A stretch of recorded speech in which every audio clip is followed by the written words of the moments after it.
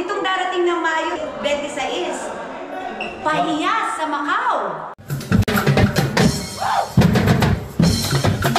Kamusta po sa mga kababayan natin dito sa Macau? We are inviting everyone na makilahok sa ating pesta dito sa Macau, ang Pahiyas Festival.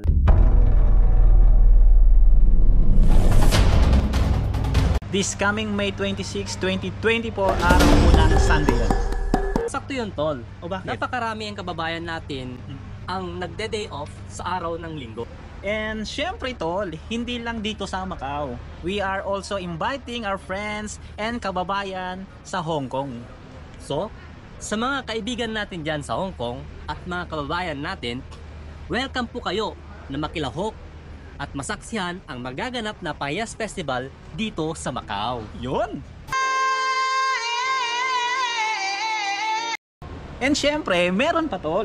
Meron pa ba, Tol? Yes, invited po ang mga kababayan natin sa Pilipinas na gustong magbakasyon at mag-tour dito sa Macau. Kaya, hihintayin po namin kayo sa darating na linggo, May 26.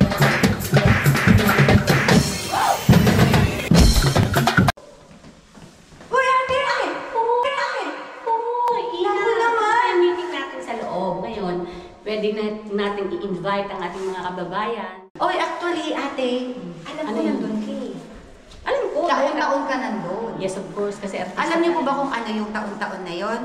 Dito po sa Macau, bubulong ko na lang May 26 po, Pahiyas! 22 years na pala to dito. Ang tagal na nga eh. Actually, si San Isidro po kasi, isa po yan sa sinasabi, pinaanuhan nila sa Quezon, lalo na sa Lucena, na siya yung nagmilagro sa harvest because Pahiyas actually is a miracle of harvest po yan. Kaya kami po inaanyayahan namin kayong dumalo na May 26, Pahiyas, Sintra from 1 to 6 o'clock at masasaksihan nyo ang naggagandahang dilag ng mutya ng Pahiyas Yes. 2024. Please, wag nyo pong mamimiss ang araw na yan. Sunday po yan.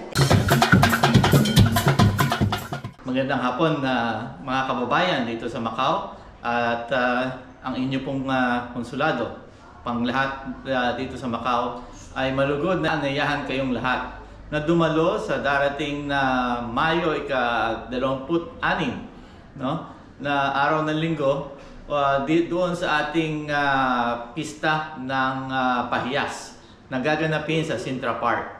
Okay? So, saya po tayo doon at ipakita po natin ang kulturang Pilipino dito sa lipunan ng Macau. Maraming salamat po. Maligayang Pahiyas Festival!